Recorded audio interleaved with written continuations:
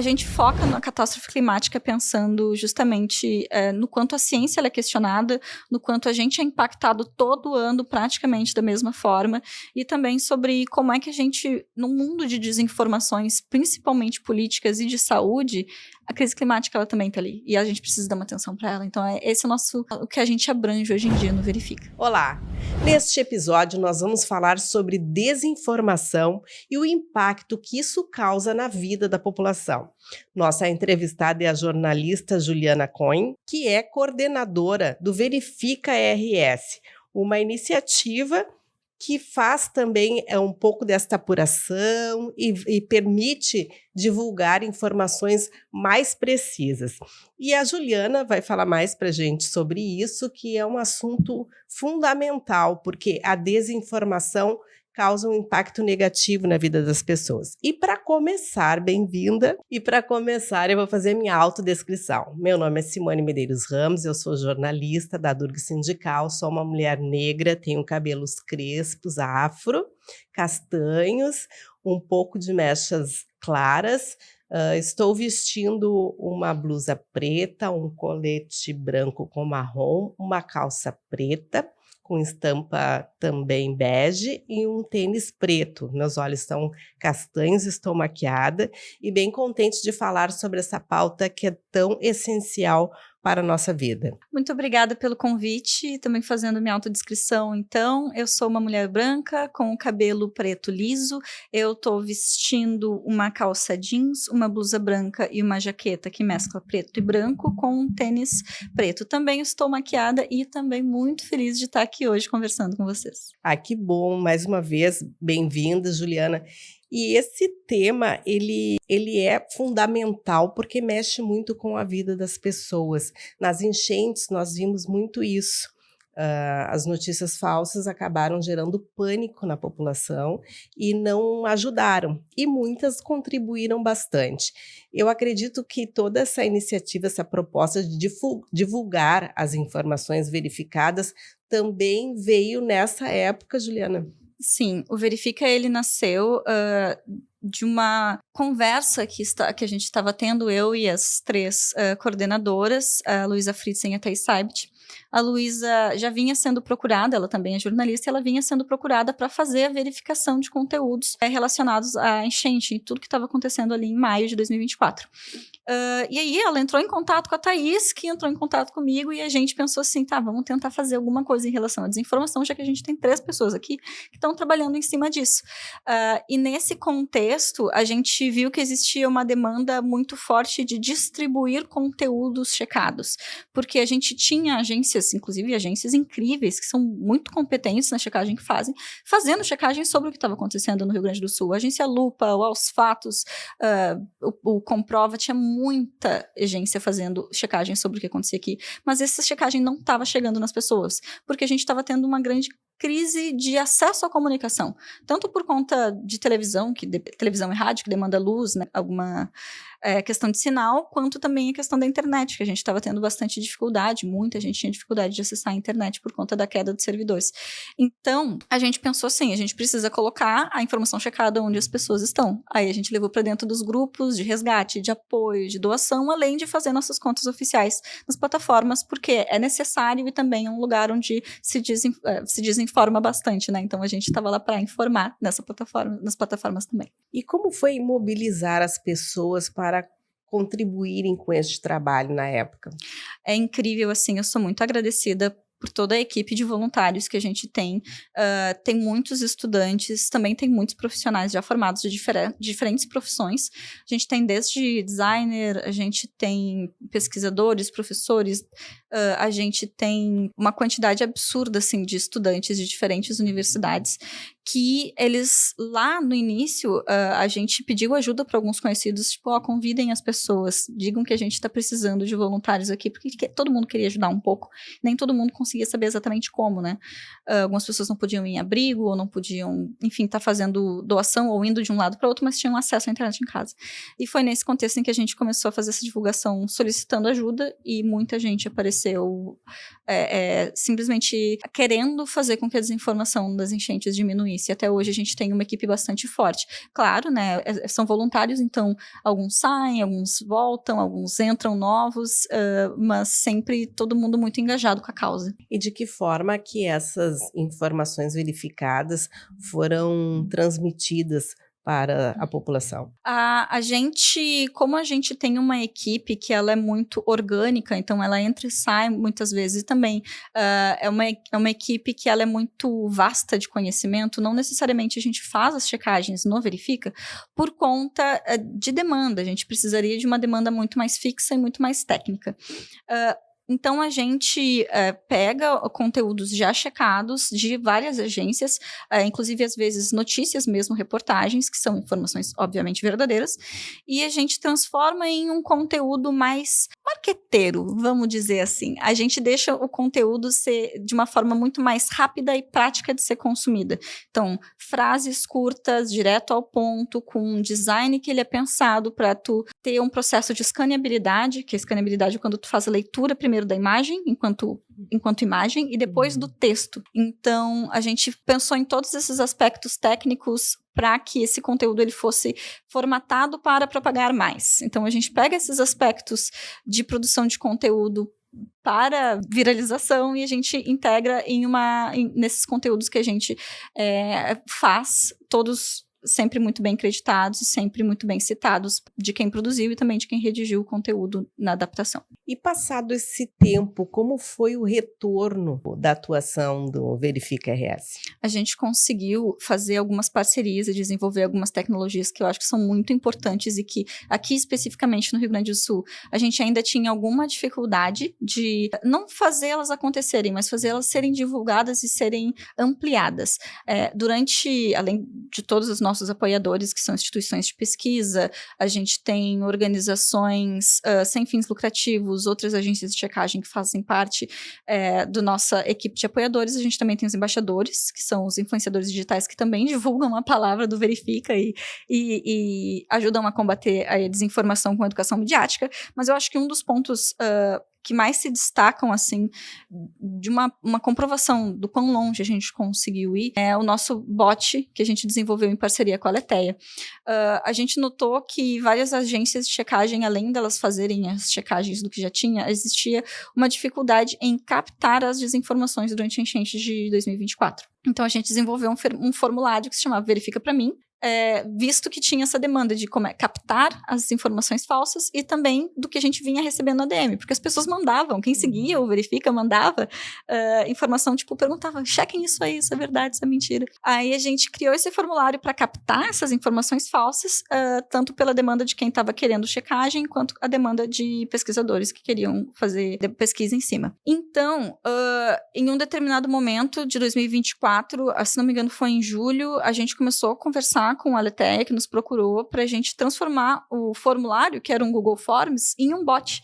E agora, quando vocês enviam, se vocês enviarem uma mensagem direta lá no chat do Instagram do Aletheia, vocês vão ver que tem um bot perguntando se vocês querem fazer a denúncia de uma informação falsa. Aquilo ali foi baseado, então, nessa nossa conversa, nessa necessidade de captar e datificar as desinformações que a gente estava vendo. Então, foi um resultado bem interessante de todo esse processo. E hoje, que tipo de informação vocês têm trabalhado? A gente começou focando em enchentes em 2024, mas hoje a gente ampliou para catástrofe climática no Rio Grande do Sul. A gente fala especificamente aqui do Rio Grande do Sul, porque é onde a nossa equipe está. Então, uma vez que o Verifica cresça, a gente pretende expandir para que seja Verifica BR daqui a pouco, mas a gente fala de catástrofe climática especificamente aqui no Rio Grande do Sul, porque a gente tem passado por bastante crise. A forma como o impacto ambiental está se apresentando no Rio Grande do Sul, ele está se destacando de um jeito diferente do que nos outros estados do Brasil. São sempre enchentes e secas muito fortes, e são sempre muito bem marcados. A gente sempre vê catástrofes públicas muito grandes aqui toda vez. A gente teve de novo agora esse ano, né? Mais enchentes, Sim. que também teve muita gente que ficou desabrigada. Então, a gente foca na catástrofe climática pensando justamente no quanto a ciência ela é questionada, no quanto a gente é impactado todo ano praticamente da mesma forma, e também sobre como é que a gente, num mundo de desinformações, principalmente políticas e de saúde, a crise climática ela também está ali, e a gente precisa dar uma atenção para ela. Então, esse é o que a gente abrange hoje em dia no Verifica. E nós que trabalhamos aqui com o Sindicato dos Professores das Universidades Federais e dos Institutos Federais, nós notamos também que a ciência contribuiu muito para a divulgação de informações apuradas, confiáveis. E vocês têm algum tipo de relação também com essas fontes? No caso, as fontes Das universidades? Sim, a gente, além dos nossos apoiadores, que a gente tem grupo de pesquisa de Infomídia, que é da Universidade Federal de Santa Maria. A gente tem a Unicinos, o curso de jornalismo da Unicinos que nos apoia também. E a gente tem o grupo, o MediaRS, MediaRS, que é da Universidade Federal de Pelotas e aqui da URGS também. Esses apoiadores, eles são fundamentais para a gente justamente porque eles não vão olhar para o nosso conteúdo e colocar eles apenas como uma checagem, mas também com um elemento científico, porque quando a gente capta, por exemplo, os dados de desinformação, a gente tem esse desenvolvimento de datificação, a gente consegue fazer rastreio, a gente consegue desenvolver relatórios e pesquisas em cima disso. Esse é o objetivo do nosso bot com a Aletheia. Mas eu também acho importante destacar que a presença da ciência no Verifica RS, ela está tanto desde a metodologia, além das parcerias, né, ela também está na nossa metodologia, e ela também está em muito dos materiais que a gente produz. Por exemplo, essa semana a gente publicou um vídeo falando sobre o que os pesquisadores do IPH desenvolveram agora, que é uma nova tecnologia para ter uma previsão ainda maior de quando vão ter cheias no Guaíba. Então, 14 cidades vão ser impactadas por essa nova tecnologia que foi implementada. Então, a gente super apoia todo tipo de desenvolvimento científico. A gente acha incrível, assim, o quanto, às vezes, a própria divulgação científica, ela ajuda a combater a desinformação. Então, é assim que o desenvolvimento científico, de modo geral, e as universidades públicas e toda a ciência desenvolvida aqui no Rio Grande do Sul, ela impacta ou verifica. E, Juliana, fala um pouquinho sobre o teu trabalho enquanto jornalista e a sua opinião em relação as notícias falsas. A que se deve, de que estratégias ainda são possíveis para combater? Eu acho que hoje em dia o que a gente precisa pensar mesmo são nas plataformas. Óbvio que a gente precisa combater a desinformação fazendo a checagem. Não estou aqui para dizer o contrário. A gente precisa checar, a gente precisa enfrentar da forma como a gente já enfrenta. Eu acho que o que a gente precisa, quando eu falo de plataformas, é preparar as pessoas para que elas também tenham a sua própria independência, não só na checagem, mas no controle do que elas consumem. Eu acho que hoje, a gente vive num estado de economia da atenção, que é um conceito que basicamente diz que quando a gente tem muita informação, a gente precisa escolher no que a gente quer dar informação, o que a gente quer dar atenção. Então, a gente não está necessariamente só batalhando pela verdade, mas a gente está batalhando, a gente está lutando pela atenção das pessoas. A gente quer que as pessoas tenham mais atenção na informação verdadeira do que na falsa. Então, quando a gente dá o controle e mostra às pessoas como elas usam as plataformas e dá essa autoridade, dá essa dependência, traz esse conceito de empoderamento mesmo, para que as pessoas escolham e entendam o que elas querem consumir de uma forma menos algoritmizada, a gente consegue combater mais a desinformação. Então, a minha opinião hoje em dia é que a gente precisa fazer o pré-banking, que é uma questão de educação midiática, a gente prepara as pessoas, vacina elas contra a desinformação, mas também dizer, olha só, é a tua rede, tu pode escolher o que tu vê, tu pode escolher ver menos informação falsa ou ver menos de um determinado criador de conteúdo que tende a ser falso.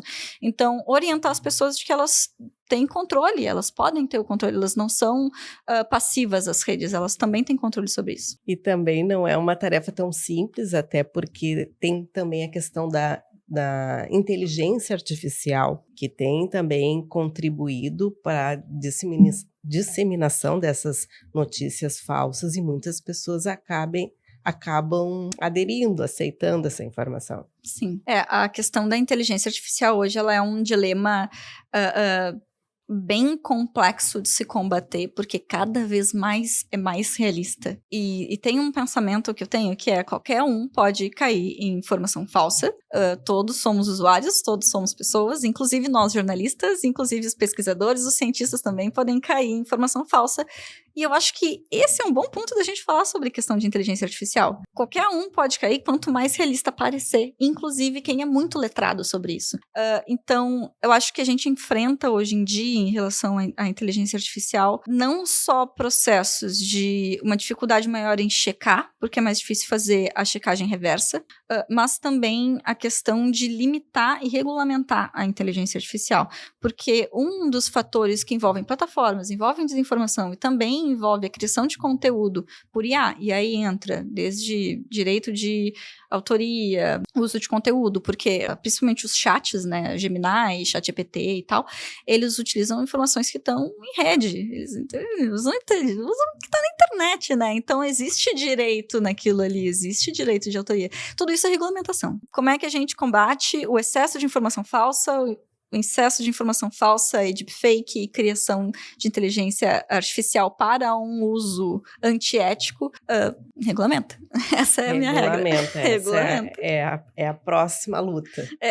Bem, Juliana, então gostaria que tu deixasse a sua mensagem final e também para mais informações para as pessoas que quiserem contribuir, serem voluntárias ou mesmo consumir as informações do Verifica RS, como devem fazer? Sigam no Instagram, @rsverifica. A gente está disposto a fazer parcerias, a gente está disposto a conversar. Se quiser fazer parte da nossa equipe de voluntários, a gente também está aberto a conversar sobre isso. É só mandar uma mensagem pra gente no direct.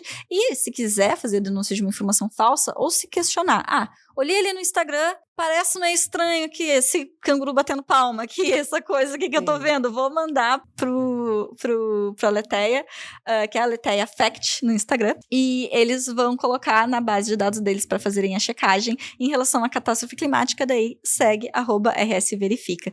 E é isso, a gente também tá à disposição para tirar qualquer dúvida e sempre compartilhar de que o gaúcho ele tem uma cultura de compartilhar muito forte. A gente compartilha chimarrão, a gente compartilha o amor pelo futebol, a gente adora discutir um Grenal, então por que a gente também não compartilha informação verdadeira, né? Então, é isso. Acho que o mais importante é a gente colaborar. Então é isso, bora compartilhar informações verificadas. E hoje nós ficamos por aqui. Para você assistir o nosso videocast, acesse o nosso canal de YouTube, se inscreva, deixe o seu joinha.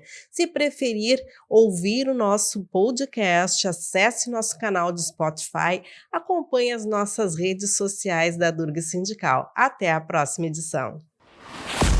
Professor, quem luta contigo quando você precisa? A Durga Sindical, à frente das principais lutas e conquistas dos professores federais. Felice.